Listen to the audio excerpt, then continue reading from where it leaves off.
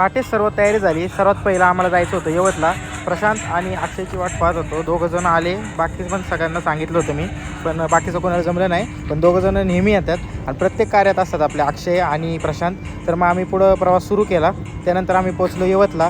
यवतचं हे आपलं घर आहे. इथं माझे काका काकू आणि माझा चुलत भाऊ आणि त्याची बायको हे चौघंजण राहतात.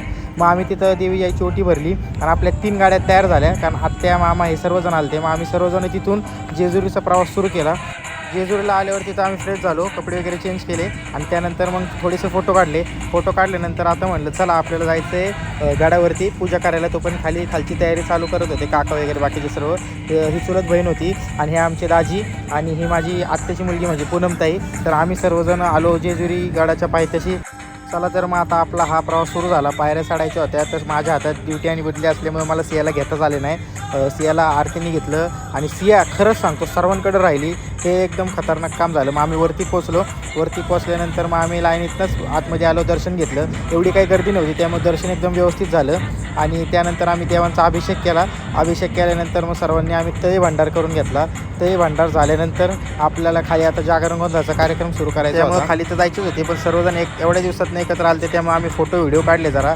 आणि खरंच एक क्षण खूप आनंदी असतात, कारण की जवळ लवकर कधी एक क्षण येतील हे पण आपल्याला माहीत नसतं. त्याच्यामुळे जे क्षण येतील ना त्याचा आनंद लुटा असं मला म्हणायचं आहे. आणि आपल्या फॅमिलीसोबत जेवढा वेळ घालवता येईल तेवढा घालवा. माझे मोठा मामा, मोठी मामी, माझे मावशी, काका, परत आत्या, मामा, आत्याची मुलगी, परत तिची मुलं, भाऊजी सर्वजण आले आपल्या कार्यक्रमाला.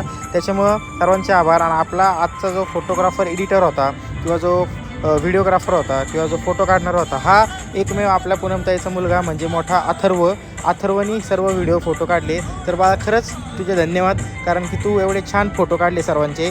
आणि सर्व फॅमिली एकत्र खूप दिवसांनी आली होती, त्याच्यामुळं आनंद तर वेगळाच होता. आणि हा आहे आपला अथर्व. तर बाळा खरंच धन्यवाद. मग आम्ही सर्वजण खाली यायला निघालो. खाली येऊन म्हणलं आता जागरणाची पूजा सुरू करावी. मग वाघे मुरे आले, परत पूजा सुरू झाली. त्यानंतर गायकवाड मावशी होत्या आपल्या यवतच्या, त्यांच्या अंगात 5 वारे होते. सर्वांचे आम्ही दर्शन घेतले. मग त्यानंतर सर्वांनी आनंद साजरा केला, कारण की सर्वजण एकत्र डान्स करत होते. मग आम्ही म्हणलं आता नंगर तोडायला जायचं होतं. मग नंगरची पूजा केली आणि नंगर पण एका फटक्यात तोडला ना राव. मग सगळेजण जेवायला बसले. जेवण पण खूप सुरेख झालं होतं. त्यानंतर मग आपला मानपान करायला घेतला. मग आपला मानपान झाल्यानंतर म्हणलं आता चला जायला निघावं. मग कपडे चेंज केली, प्रसाद घेतला, मी सगळ्यांना दिला. यवतला आलो, तिथं जरा चर्चा झाली आणि मग फायनली